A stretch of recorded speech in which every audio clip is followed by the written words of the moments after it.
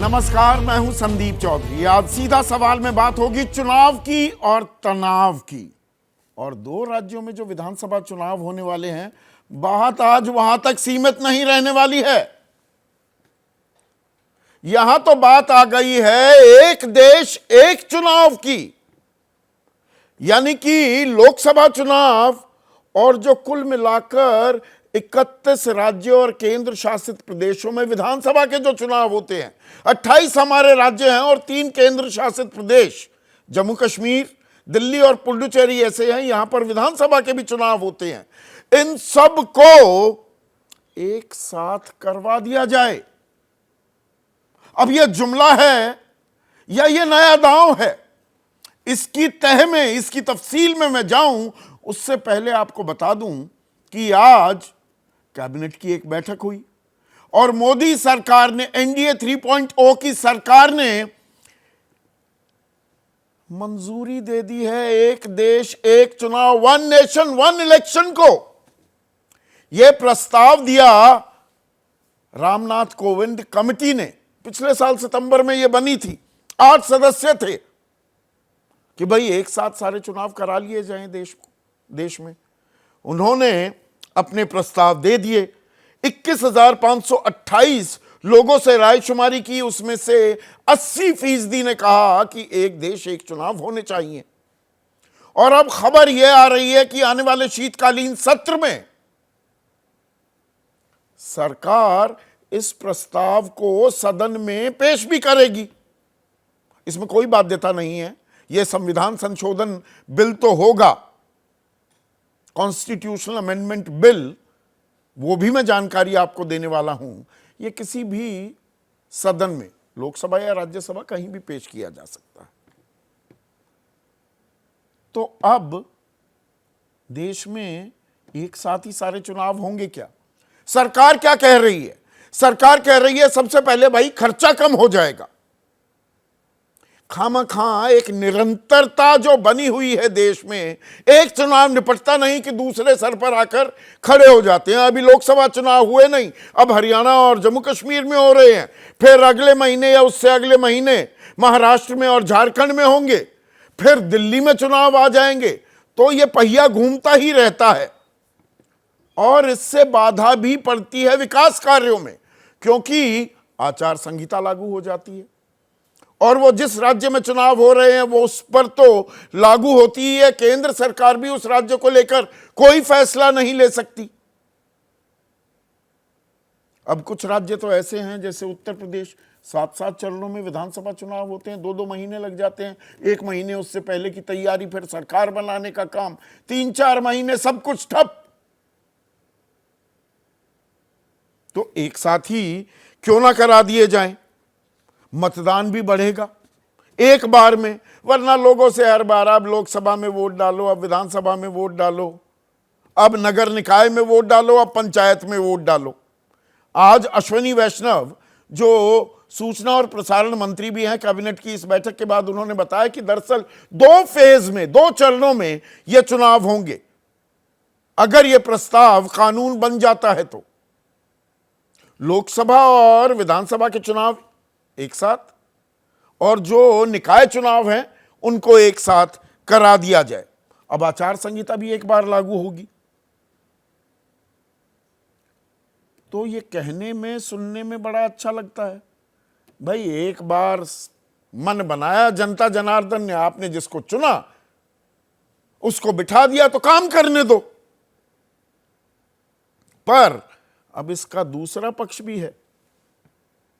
और तभी तो 40 साल पहले 1983 में पहली बार यह सिफारिश आई थी, यह मशवरा आया था कि देश में एक देश एक चुनाव, वन नेशन वन इलेक्शन होना चाहिए। पर 40 साल से अभी तक आगे कोई फॉरवर्ड मूवमेंट नहीं हो पाई थी। सबसे पहली बात तो ये संविधान संशोधन बिल है। इसमें 2/3 of the present and voting, Lok Sabha की जो कुल स्ट्रेंथ है, जो संख्या है 543, उसमें से 2/3 मौजूद होने चाहिए वोटिंग के वक्त। और जो वोट इस पक्ष में पड़े should be more than the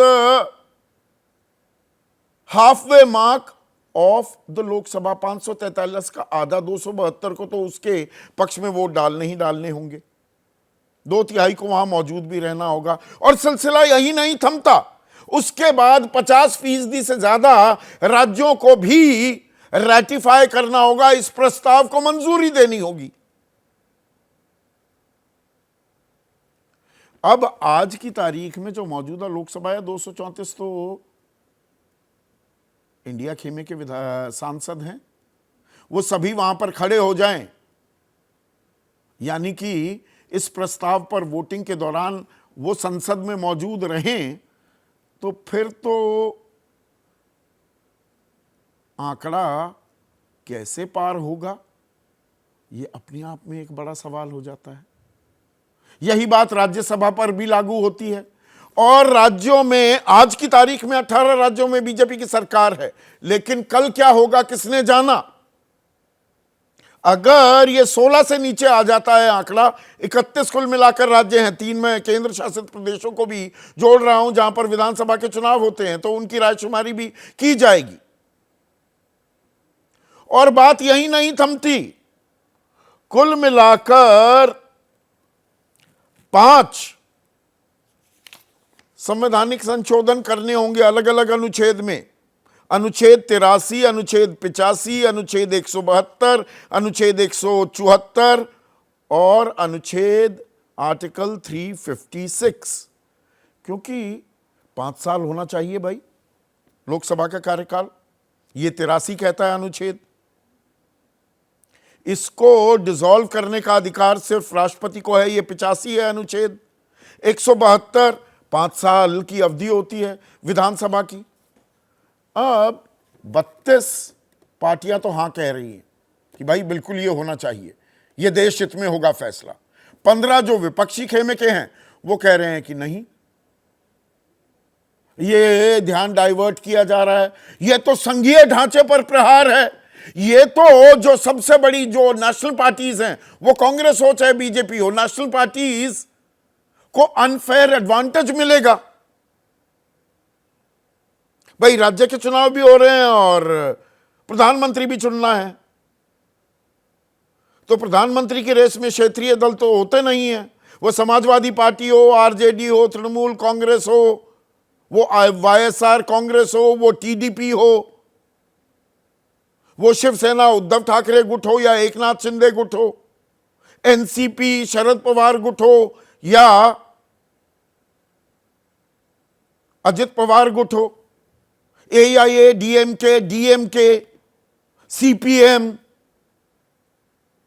AIMIM, छोटे छोटे दल तो बहुत लंबी हो जाएगी फेरिस्त। वो जीतन राम मांझी, जयंत चौधरी, दुष्यंत चौटाला, न जाने कितने क्षेत्रीय दल हैं, तो उनको फिर विधानसभा में कौन वोट देगा। और 4 राज्य तो ऐसे हैं, अब ये गणित भी आपको बड़ा दिलचस्प है, 4 राज्यों पर तो कोई प्रभाव नहीं पड़ेगा, क्योंकि दरअसल लोकसभा के चुनाव उन राज्यों के चुनाव साथ साथ होते हैं। ये हैं आंध्र प्रदेश, अरुणाचल, उड़ीसा और सिक्किम, जो अभी हुए भी यहां पर चुनाव। 22 राज्य लेकिन ऐसे होंगे जहां पहले चुनाव करवाने होंगे। अब इसमें भी ज्यादा दिक्कत नहीं आएगी, 22 राज्य हैं, आप 5 साल से पहले तो कर सकते हैं, 5 साल से ऊपर सरकार नहीं रह सकती, चुनाव होने ही होने होंगे, यह कानूनी संवैधानिक बाध्यता है। अब 22 में तो चलो ये भी निपट गया काम, तो 22 और 4 26 हो गए, पर 5 राज्य यहां पर देरी से कराने होंगे। छत्तीसगढ़, मध्य प्रदेश, राजस्थान, तेलंगाना, मिजोरम, ये 3 महीने पहले लोकसभा से चुनाव होते हैं, जैसे पिछले साल हुए थे दिसंबर में, तो इनकी अवधि तो बढ़ाई नहीं जा सकती। तो सब कुछ इनके साथ कराना होगा क्या, ये एक सवाल आ जाता है। दूसरा, और सरकार गिर गई तो भाई system of checks and balances तो है ना, नहीं तो बेलगाम हो जाएंगी सरकारें। एक बार 5 साल की अवधि आपको मिल गई, फिर तो जनता जनार्दन कुछ नहीं कर सकती, फिर तो मूक दर्शक बनकर बैठी रहेगी और चिढ़ाते रहेंगे राजनीतिक दल कि अब हमारी सरकार, अब तो हम जो करना चाहें करेंगे। अब सरकारों को रिस्पॉन्ड तो करना पड़ता है ना। चुनाव आते हैं, विधानसभा चुनाव की, भाई यहां पर अब पुरानी पेंशन योजना के बारे में समीक्षा होने लग गई, या जातिगत जनगणना कोई मुद्दा हो जाता है, किसानों की कोई परेशानी होने लगती है, सरकार की तरफ से घोषणाएं या कोई सक्रियता होती तो दिखाई देती है, वरना क्या वो अनदेखी में तब्दील हो जाएगी। और सरकार अगर गिर गई तो क्या करेंगे? साल डेढ़ साल में गिर जाए, चलिए फिर से चुनाव करा लिए। अभी 8 ही महीने बचे हैं। फर्ज कीजिए सरकार को 4 साल 4 महीने चल ली, 6 महीने हैं तो चुनाव आयोग करा सकता है जल्दी चुनाव। 8 महीने में क्या करेंगे? या केंद्र की सरकार गिर गई तो? हमने देखा है ना, वाजपेयी की 13 दिन की सरकार भी देखी, 13 महीने की भी सरकार देखी, विश्वनाथ प्रताप सिंह की सरकार देखी, चंद्रशेखर की भी सरकार देखी, एचडी देवेगौड़ा की सरकार देखी, आई.के. गुजराल की सरकार देखी, गिर गई। तो एक एक डेढ़ डेढ़ साल में केंद्र के चुनाव अलग से होंगे, लोकसभा चुनाव फिर से होंगे, तो सारे राज्यों के चुनाव क्या साथ कराए जाएंगे? ये अपने आप में कुछ ऐसे सवाल हैं, इनके जवाब क्या दिए जाएंगे? क्षेत्रीय दलों की अनदेखी भी की जा सकती है क्या? जिसका जितना बड़ा साइज पार्टी का भी और राज्य का, उसकी बात ज्यादा सुनी जाने लगेगी क्या? इसीलिए मल्लिकार्जुन खड़गे कह रहे हैं ये प्रैक्टिकल नहीं, चलने वाला नहीं है, ये मुद्दा ध्यान भटकाने के लिए है। असदुद्दीन ओवैसी कह रहे हैं पैसे बचेंगे तो कल आप पुलिसिया सिस्टम को ही बंद कर देंगे, कि नहीं नहीं जी ज्यादा पैसे खर्च हो रहे हैं, और कितने हो रहे हैं उसकी जानकारी भी मैं अभी आगे आपको देने वाला हूं। लेकिन मायावती पहले तो वन नेशन वन इलेक्शन के खिलाफ थी, लेकिन आज उनका समर्थन में सकारात्मक रुख का बयान आया है कि यह व्यवस्था जनहित में होना जरूरी है। हमारी पार्टी का स्टैंड सकारात्मक है। शिवराज सिंह चौहान केंद्रीय मंत्री कह रहे हैं कि चुनावी खर्च कम होगा और लोकतंत्र सशक्त होगा, या system of checks and balances कहीं गायब हो जाएगा। मनोज झा कह रहे हैं मान लो यूपी में सरकार गिर जाती तो फिर क्या होगा, क्या आप राष्ट्रपति शासन लगाएंगे? संदीप पाठक आम आदमी पार्टी के नेता, वो कह रहे हैं यह बीजेपी का नया जुमला है, आप 4 राज्यों में एक साथ चुनाव नहीं करा पा रहे, पूरे देश में कैसे कराएंगे? यह अपने आप में एक वाजिब सवाल है। भाई आप जम्मू कश्मीर, हरियाणा, महाराष्ट्र और झारखंड में तो 7 चुनाव करा नहीं रहे, और उत्तर प्रदेश में भी 10 विधानसभा में उपचुनाव भी होने हैं, उनको तो 7 करा नहीं पा रहे, उसको तो अलग अलग कैलिब्रेटेड तरीके से करा रहे हैं। या दिल्ली के भी 7 करा लेते। कुल मिलाकर 8 चुनाव होते हैं हर 5 साल में विधानसभाओं के, अलग अलग गुट, उसको हम 5 या 3 पर क्यों नहीं ले आते? 7-7 हो जाएंगे, खर्च भी कम हो जाएगा, system of checks and balances भी रहेगा।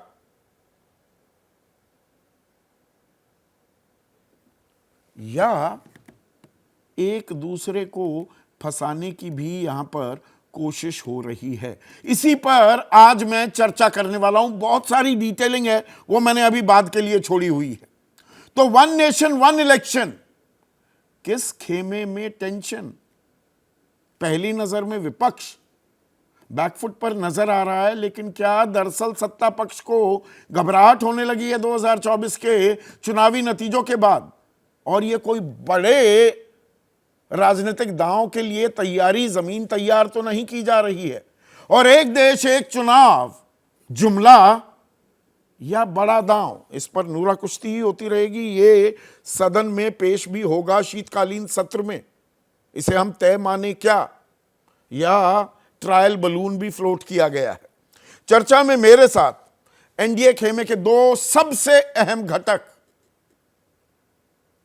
जेडीयू के मुख्य प्रवक्ता राजीव रंजन, टीडीपी की राष्ट्रीय प्रवक्ता ज्योत्सना तिरुनगरी,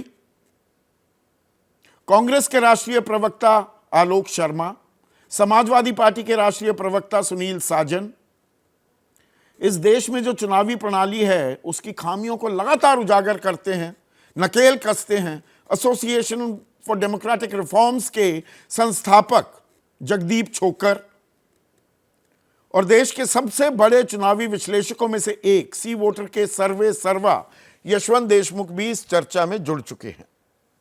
तो यह जुमला है कि यह नया दांव आजमा रही है NDA, one nation one election, जमीन पर उतरेगा भी या कोरी कल्पना है? राजीव रंजन। संदीप चौधरी जी, मुझे नहीं लगता है कि इसे बहुत हल्के से खारिज किया जा सकता है। लगातार इको हो रहा है। संदीप जी इसको जरा हाँ, मैं कहता हूं पीसीआर को, वो करते हैं। आप इतने जवाब दीजिए जी। जी देखिए, सबसे पहली बात तो ये है कि ये एक ऐसी स्थिति नहीं है जो पहले इस देश ने नहीं देखी है। हिंदुस्तान की आज़ादी के बाद के पहले चुनाव जब 1952 में हुए, उसके बाद 1957, 62, 67 पहली बार 5 वर्षों का कार्यकाल संसद पूरा नहीं कर पाई और 71 में लोकसभा के चुनाव हुए। तो मुझे नहीं लगता है कि जब 4 चुनाव एक साथ हो सकते हैं तो ये भविष्य में क्यों नहीं हो सकती। नहीं, उसमें एक दिक्कत, आपने बिल्कुल सही जानकारी दी वाजिब है। राजीव रंजन, 67 तक एक साथ हो रहे थे चुनाव, पर एक पार्टी का एक छत्रराज था कांग्रेस का, छोटे मोटे दल थे, तब ज्यादा परेशानी नहीं थी। अब बहुत ही जीवंत, वाइब्रेंट डेमोक्रेटिक स्ट्रक्चर है और न जाने कितने दल हैं, 800 से ज्यादा है राजनीतिक दल हैं इस वक्त देश में। देखिए, इस बात को नकारा नहीं जा सकता है कि बहुदलीय लोकतंत्र निश्चित तौर पर उससे चुनौतियां बढ़ती हैं, लेकिन हमारा ये मानना है कि एक सुविचारित निर्णय है और इस पर पूर्व राष्ट्रपति रामनाथ कोविंद जी ने पूरी टीम के साथ काफ़ी मेहनत की। उन्होंने अपनी रिपोर्ट सौंपी, उसके बाद कैबिनेट की मंजूरी है और जब संसद में यह बिल आएगा तो जिन सवालों को लेकर जिनको आपने रेखांकित किया है, निसंदेह वो कसौटी पर कसे गए हैं। उनको भी तार्किक तरीके से रखा जाएगा कि अगर किसी राज्य में किसी दल के पास पर्याप्त बहुमत नहीं होगा और अगर सरकार गिरती है, उस समय क्या स्थिति होगी। केंद्र में अगर सरकार गिरने की स्थिति में होगी तो फिर क्या हालात बनेंगे। मुझे लगता है विधानसभा या लोकसभा का कार्यकाल तय समय सीमा से कम नहीं हो, इसको लेकर के भी कुछ न कुछ इसके लिए प्रावधान किए जाएंगे, जिससे जो अस्थायित्व को लेकर के सबसे बड़ा कारण जो आप लोगों का बयान भी आया कि खर्चा कम होगा। राजीव रंजन, गलत तो नहीं मैं कह रहा हूं कि खर्च कम हो जाएगा, बोझ घटेगा, देखिए, है ना? नहीं, ये तो देखिए, ये तो निसंदेह इन आंकड़ों को अगर आप देखेंगे 2018 में इसका आकलन किया गया था। मैं एक सेकंड का आंकड़ा बता दूं तो अगर लोकसभा चुनाव और विधानसभा चुनाव अलग अलग होते हैं तो 10,000 करोड़ का खर्चा 2018 में यह आकलन किया गया था, यह भी मैं बता दूं। और दोनों साथ करा दे तो 4,500 करोड़, 5,500 करोड़ बच जाएंगे। लेकिन वीवीपैट का इस्तेमाल भी तो बढ़ेगा, उसी में 9,284 करोड़ और लगेंगे। अगर चुनाव साथ कराए जाते हैं तो पैसा तो कुछ नहीं बचता, इसमें राजकोषीय घाटे पर कोई असर नहीं पड़ेगा। और दरअसल जो काले धन का बेजा इस्तेमाल होता है उस पर कोई ध्यान नहीं दे रहा है। 1 लाख करोड़ से ऊपर का खर्चा हो जाता है चुनाव में, उसे रोक दो तो पैसे बच जाएंगे। देखिए,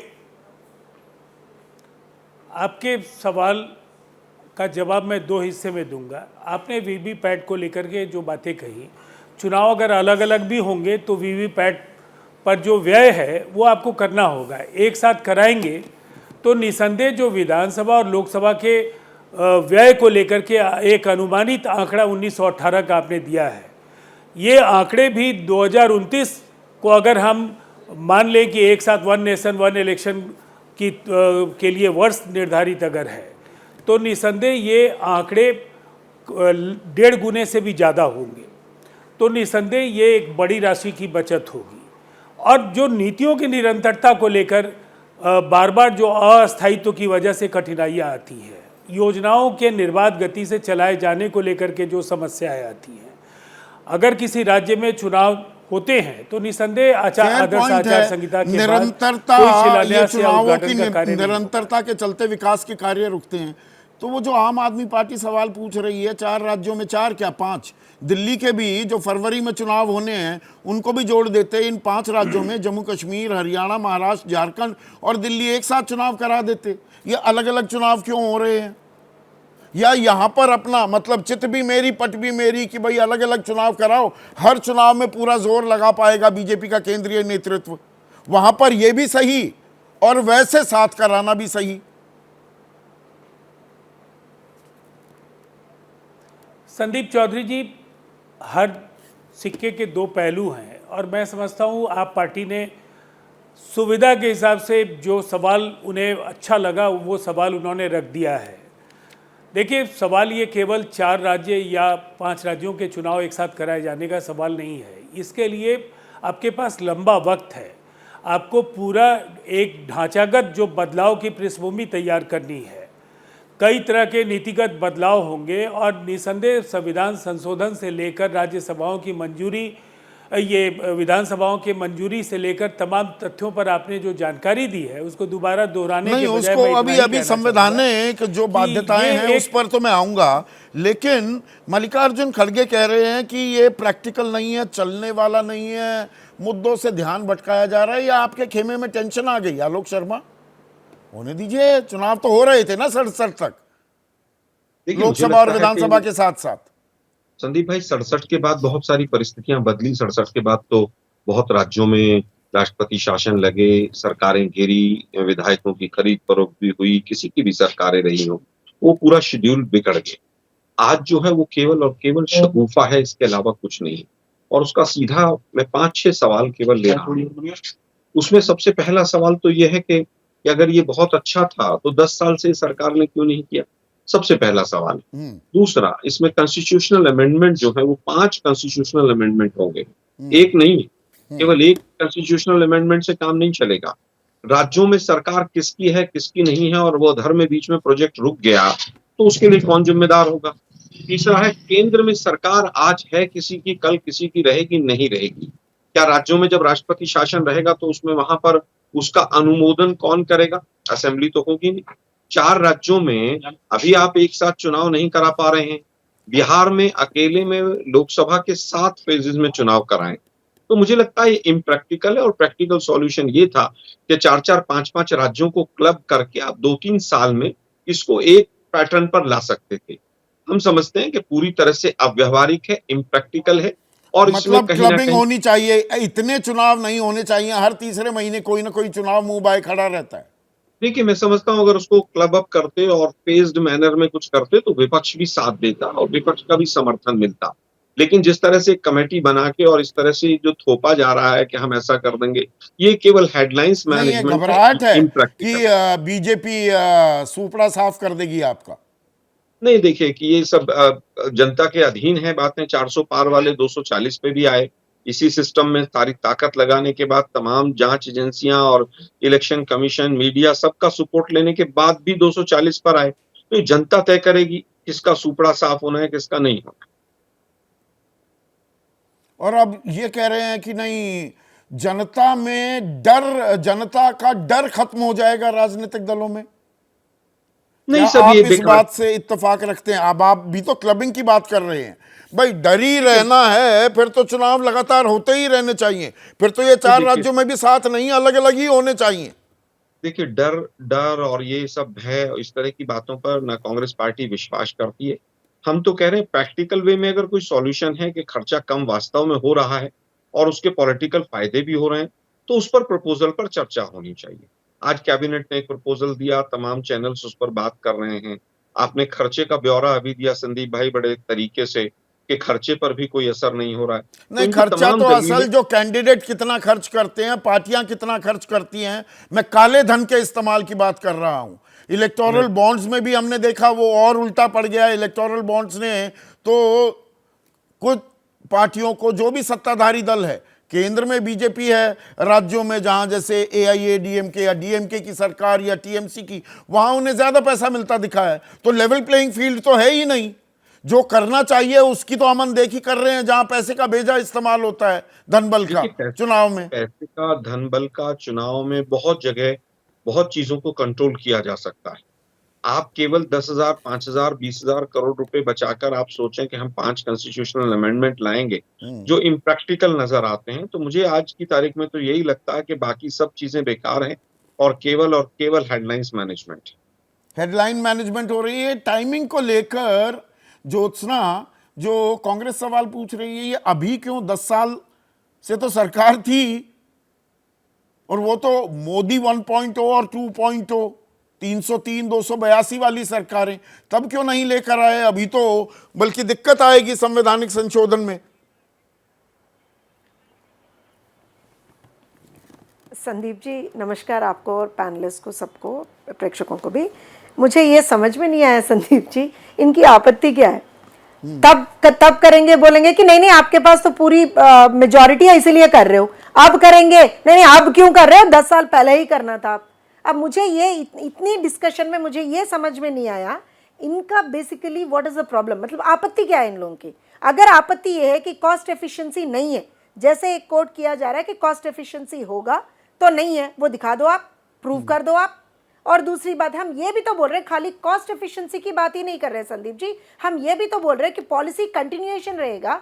एंड ऑल्सो कई बार ऐसा होता है, कई बार आप एग्जाम्पल तेलंगाना लीजिए संदीप जी, 2023 में मैं हमारे पास एक और जानकारी आ रही है ज्योत्सना, एक सेकेंड। प्रधानमंत्री, जब ये कैबिनेट बैठक हो रही थी, प्रधानमंत्री ने कहा कि एक देश एक चुनाव की मांग लंबे समय से चली आ रही थी, इसका कोई राजनीतिक मकसद नहीं है, ये देश के भले के लिए हम ऐसा कर रहे हैं। पर इसमें वही सवाल अभी भी बना हुआ है जस का तस। तो 10 साल पहले, 10 साल तक ये सवाल क्यों नहीं उठा, या इस मांग पर ध्यान क्यों नहीं दिया गया, या 2024 में ये जो 272 बहुमत का आंकड़ा अपने दम पर बीजेपी नहीं छू पाई, उसको लेकर अब नई रणनीति बनाई है कि साथ चलेंगे, विधानसभा लोकसभा साथ होगा तो हमारे लिए आसान रास्ता होगा। नहीं संदीप जी एक बात बताइए, अगर ऐसा ही हमारी सोच होती मान लो, अगर ऐसा ही सोच एनडीए का होता तो हम तो ये चुनाव से पहले ही कर सकते थे, लास्ट टाइम ही कर सकते थे। हम तो we are not in the election mode में ये डिसीजन नहीं लिया गया है। एंड मैं वही बता रही थी आपको संदीप जी, मैं एक एग्जांपल इसलिए बता रही थी, 2023 में असेंबली इलेक्शंस हुए in the fag end let's assume October November में असेंबली इलेक्शंस हुए तेलंगाना में। फिर यू नो अगेन एक 2-3 महीने तक एक मॉडल कोड ऑफ कॉन्डक्ट रहता, कुछ भी नहीं होता उस टाइम पे, ठप पड़ा रहता है, पूरा ठप पड़ा रहता है, कुछ भी नहीं होता उस टाइम पे। और अगेन उसके बाद लोकसभा इलेक्शंस आ गए, उस टाइम पे फिर एक 3-4 महीने फिर ठप, सब कुछ ठप। और अगर फिर एक बार अभी 6 महीने बाद, 5 महीने बाद फिर अभी हम लोगों को यहाँ पे मान लीजिए तेलंगाना में लोकल बॉडी इलेक्शंस है, फिर ठप। मतलब सोच लीजिए, साल में पूरे महीने 1-2 महीने को छोड़ के सब ठप। ये कहा कि वही हम लोग बोल रहे हैं कि देयर शुड बी समथिंग। नहीं, एनडीए में तो आप बाद में आए ना, एक मिनट ज्योत्सना, एनडीए में तो बाद में आए। मेरे पास जानकारी तो ये है, कोविंद, एक मिनट सुनिए तो सही, बता दीजिएगा कि मेरी जानकारी सही है या गलत। कोविंद कमेटी ने टीडीपी से जब संपर्क साधा, आपने कोई रिस्पांस नहीं दिया इस सवाल पर। आज आप पूरी ताल ठोक कर समर्थन कर रही है, नहीं तब चुप्पी क्यों साध ली? सर मैं एक चीज बोलती हूँ, हम तब भी हम लोग चुप्पी में नहीं थे, हम लोगों ने आपने रिस्पॉन्ड नहीं किया ना, रामनाथ कमेटी के सवालों पर आपने अपना रुख साफ नहीं किया था। हम लोगों ने सर मुझे बोलने दे दीजिए संदीप जी प्लीज। मैं ये बोल रही हूँ, हम लोगों ने तब कुछ रिकमेंडेशंस भी आगे करे थे, हम लोगों ने तब कुछ रिकमेंडेशंस एंड सजेशंस भी आगे करे थे। तब आपको संघीय ढांचा, राज्यों के अधिकार, राज्यों के अख्तियार, क्षेत्रीय दलों की अनदेखी या उनको अनफेयर डिसएडवांटेज, वो सारी बातें याद आ गई थी, आज याद नहीं आ रही। अब ये बात नहीं सुनिए, ये बात आपकी बिल्कुल गलत है संदीप जी, मैं आपसे ही डिफर होती हूँ इस पे। हम लोगों ने तब भी ये बात नहीं बोला था, हमने यही बोला था कि कुछ मॉडिफिकेशंस, कुछ रिकमेंडेशंस होने चाहिए। एंड आज भी हम लोग ये बोल रहे हैं कि ये एक पॉलिसी डिसीजन ले रहे हैं तो definitely it should be discussed. ये नहीं है कि सरकार कुछ भी ला रहा है तो हम ना बोल देंगे, हम ऐसे कभी नहीं थे। संदीप जी आप भी ये बात जानते हो, आप सीनियर हो, आप भी ये बात जानते हो, हमने कभी भी ना नहीं बोला था। हमने, आप अगर आपको याद है, इवन जो फॉर्म लॉस थे उस पे भी हमने ये बोला था कि कुछ मॉडिफिकेशंस होने हैं उस पे। आप ये बात मान लोगे? नहीं। और दूसरी बात नहीं, मैं सारी बातें मानूंगा, पर जो बातें हैं आपने उस वक्त रिस्पॉन्ड नहीं किया था तो मन में कुछ शंकाएं थी। अब मन में सबके शंकाएं हैं, पर एक मिनट रुकिए ना सुनील साजन, शंकाएं आप सत्ता पक्ष में है या विपक्ष में है उसको लेकर जाहिर की जा रही हैं क्या? आप ही के विधायक हैं रविदास मेहरोत्रा, वो कहते हैं समाजवादी पार्टी 1 इलेक्शन के पक्ष में है, लेकिन हम चाहते हैं सभी विपक्षी दलों से बात की जाए। आप नहीं है पक्ष में, पार्टी नहीं है, पर आपके एक नेता बड़े पक्ष में बोल रहे हैं कि बात कर लीजिए, हम भी आ जाएंगे साथ। देखिए संदीप जी, जिन माननीय विधायक की बात कर रहे हैं उन्होंने शायद पार्टी लाइन बिना जाने बाइट दे दी है। समाजवादी पार्टी का रुख बिल्कुल साफ है, पार्टी ने साफ कर दिया। हमारे नेता माननीय अखिलेश यादव जी ने भी एक्स पर लिख करके कई सवाल खड़े किए हैं और ये कहा है कि केंद्र सरकार और बीजेपी ये देश को गुमराह कर रहे हैं। और गुमराह किस तरीके से कर रहे हैं थोड़ा समझाइए। 1 नेशन 1 इलेक्शन में देश का बहुत पैसा बच जाएगा।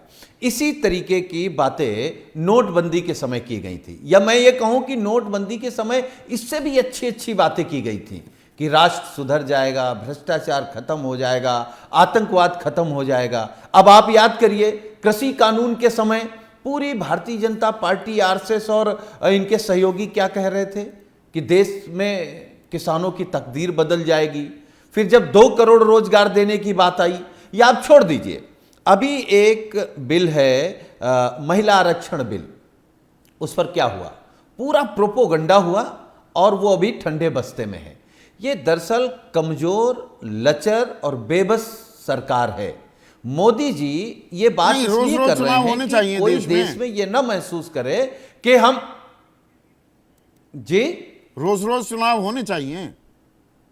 जी संदीप जी, मैं कह रहा हूं रोज रोज चुनाव होने चाहिए क्या? हम क्यों लिए कह रहे हैं कि जब नहीं, ठीक बात, रोज रोज चुनाव नहीं होने चाहिए, तो उसके लिए सरकार दूसरे रास्ते भी अपना सकती है।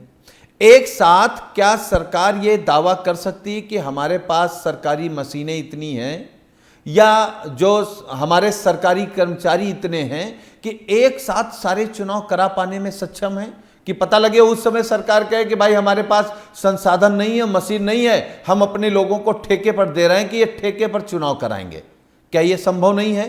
बीजेपी की किस बात पर आप भरोसा करेंगे? ये वैलिड पॉइंट है। जब विधानसभा चुनाव ही उत्तर प्रदेश में 7-7 चरण में होता है तो पूरे देश के 31 राज्य जमा केंद्र शासित प्रदेश, लोकसभा और विधानसभा, वो कितने महीने का काम होगा?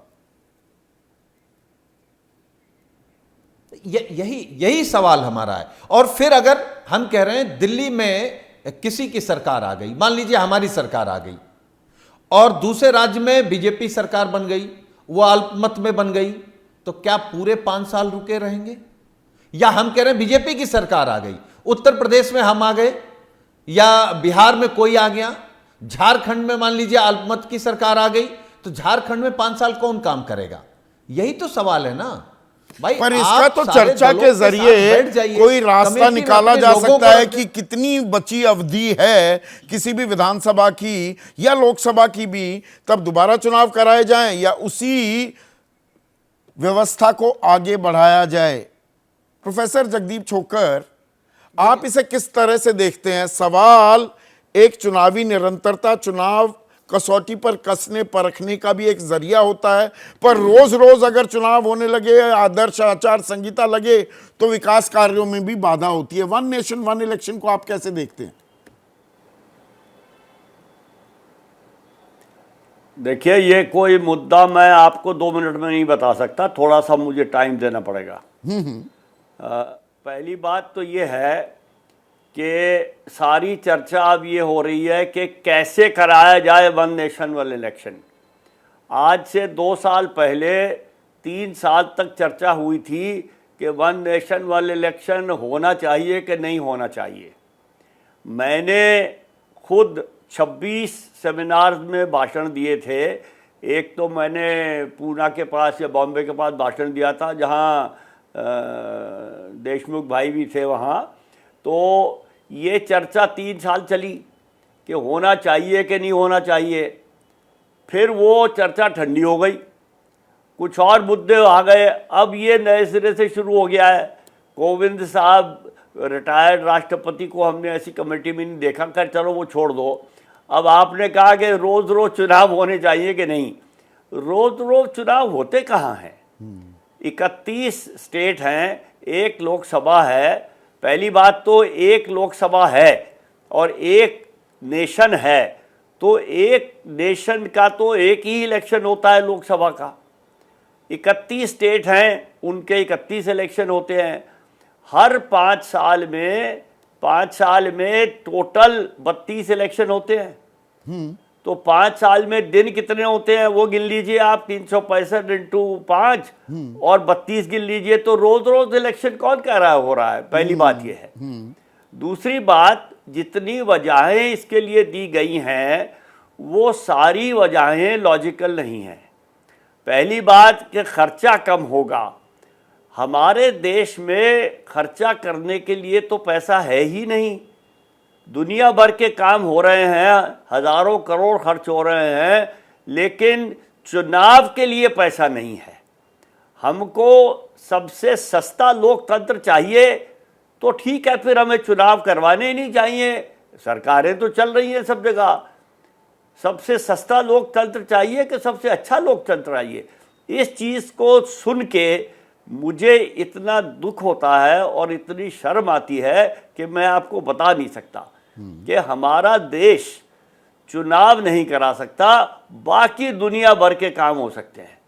और फिर कहा जाता है कि जो चुनाव से पैसा बचेगा वो विकास में लगेगा। तो भाई अगर विकास करना है तो हम सिंगापुर की तरह और चीन की तरह विकास कर लें। जब हमारा 50-100 साल में विकास हो जाएगा तब चुनाव करवा नहीं, पर चोकर साहब बहुत से लोग ये उदाहरण देते हैं कि दक्षिण Africa, Sweden, Belgium, Germany, Philippines, Indonesia, यहाँ पर वन नेशन वन इलेक्शन है। वो वहाँ की संसद और स्थानीय चुनाव साथ साथ कराए जाते हैं। सब विकसित मुल्क हैं। देखिए, विकसित और अविकसित की बात नहीं है। दक्षिण अफ्रीका कितना विकसित है वो हम बात कर सकते हैं, और फिलीपींस कितना विकसित है वो भी बात कर सकते हैं। देखिए, विकसित और विकसित की बात नहीं। हमारे संविधान में एक चैप्टर है दी यूनियन, एक चैप्टर है दी स्टेट्स। स्टेट्स की कॉन्स्टिट्यूशनली अलग एग्जिस्टेंस है, और उनका ये जो कहा जाता है कि पहले 6 इलेक्शन इकट्ठे हुए थे, भाई ठीक है, उस वक्त सिस्टम ऐसा ही चल रहा था। कोई स्टेट गवर्नमेंट जल्दी गिरी नहीं थी, कोई सेंट्रल गवर्नमेंट जल्दी नहीं गिरी थी। इन सब की अपनी अपनी कॉन्स्टिट्यूशनल रिदम है, उसके हिसाब से काम चलता है। तो आप जो कह रहे हैं कि भाई वन नेशन वन इलेक्शन, एक देश है, लोकसभा चुनाव तो हो ही रहे हैं और राज्य अलग हैं, हम फेडरल ढांचा भी है, संघीय ढांचा है। अब यशवंत देशमुख को लाइए स्क्रीन पर। सर थोड़ा सा वक्त यशवंत के लिए कम रह जाएगा, वरना यशवंत, ये टेंशन किसे है कि ये फैसला जो लिया गया है ये सत्ता पक्ष की टेंशन है या विपक्ष को टेंशन दे दी है? वो कह रहे हैं ये तो व्यवहारिक नहीं है, और जो 4 चुनाव साथ नहीं करा पाए अब वन नेशन वन इलेक्शन की वकालत करते दिख रहे हैं।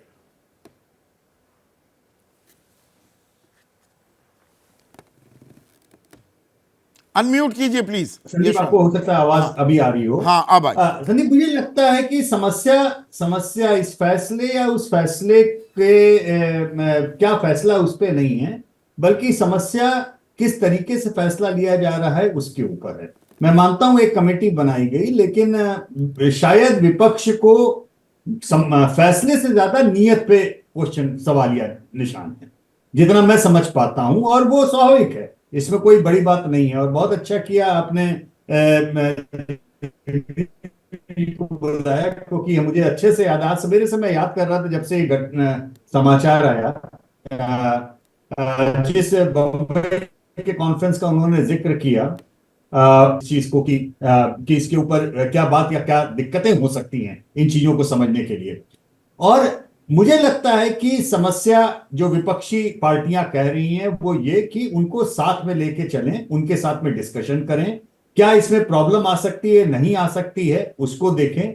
ठीक है, 67 तक एक साथ चुनाव हुए, लेकिन जैसा अभी जगदीप जी ने बोला कि एक रिदम है। रिदम इस चीज का है संदीप कि आप इसको बैरोमीटर की तरह देखते हैं। लोग जब नाराज होते हैं किसी एक पार्टी से, एक दल से, बीच में जब चुनाव होते हैं, आप विधानसभा चुनाव को छोड़िए, अपने देश में छोटे छोटे उपचुनाव तक बैरोमीटर तक काउंट किए जाते हैं। मतलब बड़े ऐतिहासिक नकेल कसने का काम करते हैं वो सरकार पर, वरना सरकार बेलगाम भी हो सकती है। एग्जैक्टली, नकेल कसने का काम उन्होंने उन चुनावों ने किया है। बिल्कुल।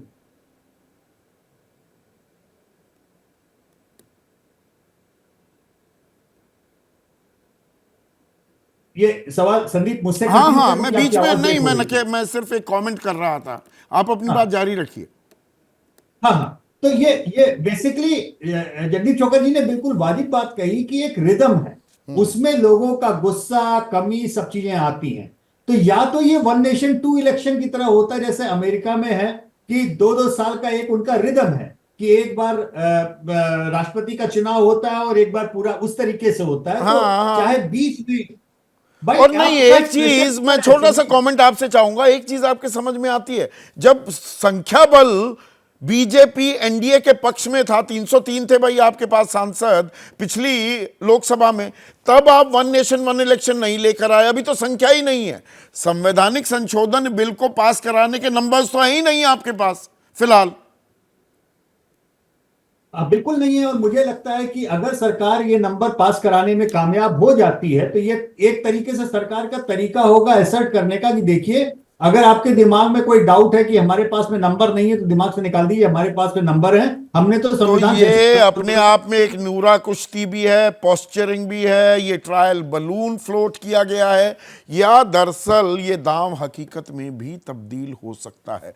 हजारों की तादाद में राय आ रही है। एक छोटा सा ब्रेक ले रहा हूं, कुछ तो साझा की हैं, कुछ साझा करूंगा। बात हो रही है एक देश एक चुनाव की, ये जुमला है या बड़ा दांव खेल दिया है सरकार ने। हमारे दर्शक है दीपेंद्र शुक्ला, बैतूल वासी हैं, मध्य प्रदेश में रहते हैं। इनका सवाल है, क्या सरकार मध्यावधि लोकसभा चुनाव की तैयारी कर रही है? और ये सियासी गलियारों में ये चर्चा हो रही है, पर उसके लिए नंबर्स चाहिए, ये प्रस्ताव, ये बिल, कानून भी तो बनना होगा, पर राजनीतिक जमीन भी तैयार हो रही है क्या? इस वक्त की बड़ी खबर, एबीपी न्यूज के पास एक एक्सक्लूसिव जानकारी आई है। एक देश एक चुनाव पर प्रधानमंत्री मोदी ने कैबिनेट में कहा कि एक देश एक चुनाव की लंबे समय से मांग की, और इसका कोई राजनीतिक मकसद नहीं है। लोगों को 1 नेशन 1 इलेक्शन की विशेषताएं बतानी होंगी। हमने देश की भावनाओं का सम्मान किया है। और सीधा सवाल में बस इतना ही है।